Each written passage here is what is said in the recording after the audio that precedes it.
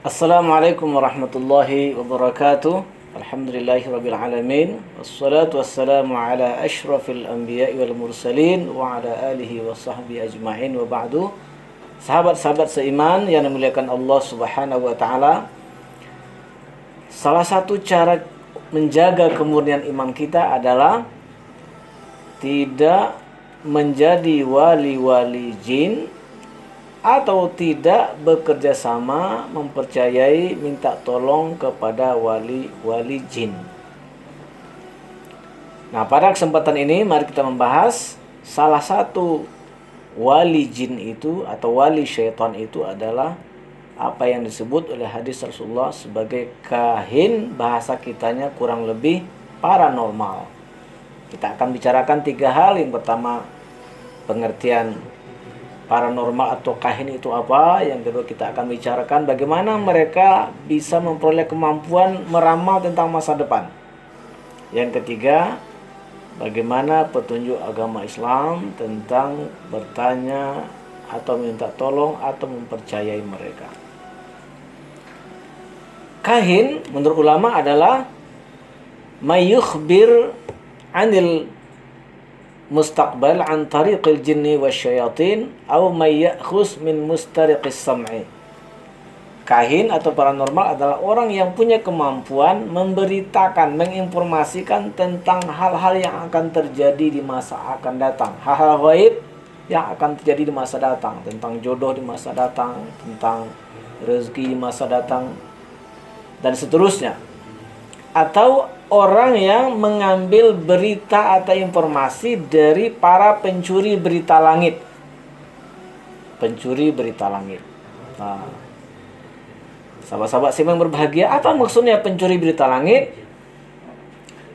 Perlu kita ketahui bahwa ada sebuah aktivitas yang terus-menerus dilakukan oleh iblis dan bala tentaranya para syaitan, yaitu mencuri dengar pembicaraan-pembicaraan malaikat manakala malaikat itu berbicara tentang apa yang diputuskan oleh Allah di langit tentang perkara-perkara, terutama tentang keadaan atau nasib manusia di bumi ini.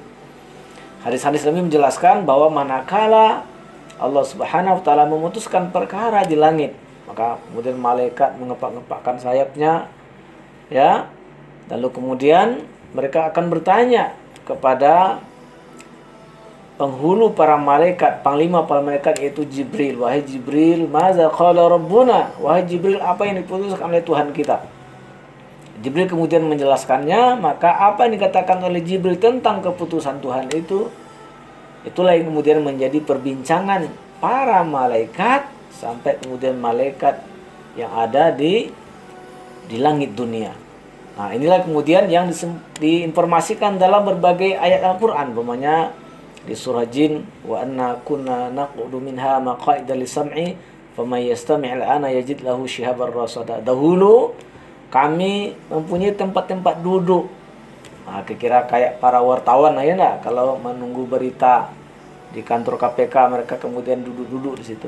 Dahulu kata jin, kami punya tempat duduk di langit untuk mendengarkan, maksudnya mendengarkan pembicaraan malaikat tentang keputusan Allah terkait dengan manusia, hamba yang ada di permukaan bumi ini.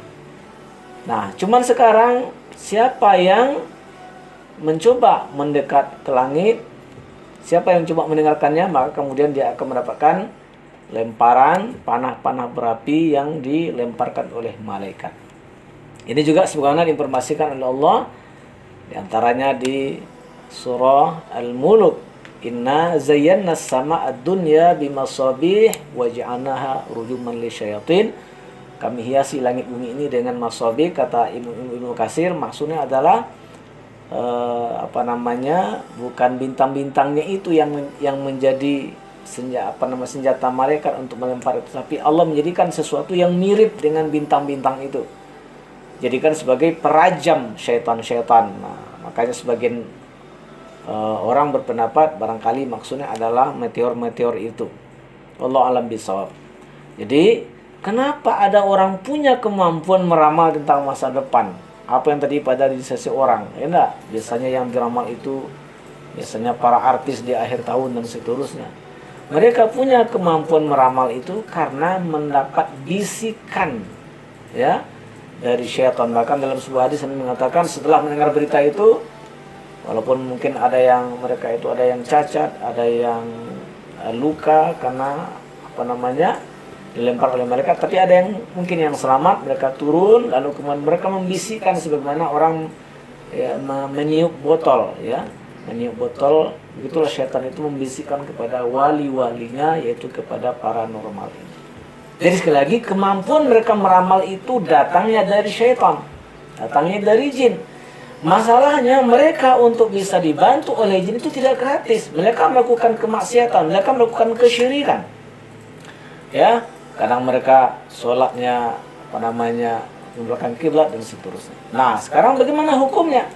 Kata Nabi, man atakahinan fasala'wan syai'in hujibat anhu taubah arba'ina laila. Siapa yang datang pada paranormal lalu bertanya tentang ramalan, itu tertolak taubatnya selama 40 hari. Dalam hadis yang lain, tertolak amal sholatnya selama 40 hari. Itu baru kalau bertanya. Bagaimana kalau percaya? Kalau percaya berarti orang itu sudah kafir.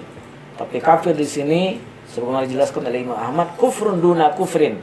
Kafir memang tidak menjadi murtad bagi orang yang percaya kepada paranormal itu, tetapi dia dosa besar di bawah kesyirikan. Alangkah bahayanya orang menjadi paranormal, dan juga berbahaya orang yang percaya minta tolong kepada paranormal itu. Iman karunia Allah paling besar yang kita miliki.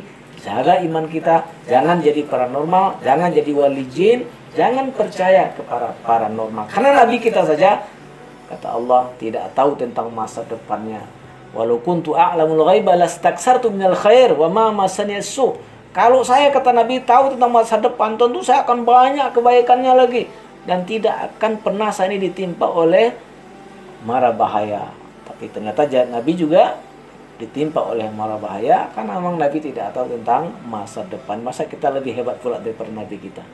Sahabat iman berbahagia, iman karunia Allah terbesar bagi kita, mari kita jaga kemurniannya. Wassalamualaikum warahmatullahi wabarakatuh.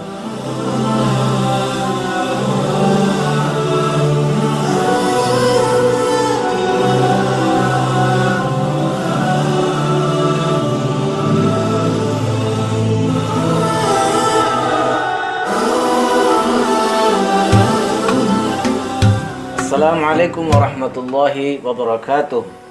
Sahabat-sahabat seiman yang memuliakan Allah Subhanahu wa taala, saya John Pamil mengucapkan selamat berbuka puasa. Semoga puasa kita diterima oleh Allah Subhanahu wa taala dan mengantarkan kita menjadi insan-insan bertakwa. Wassalamualaikum warahmatullahi wabarakatuh.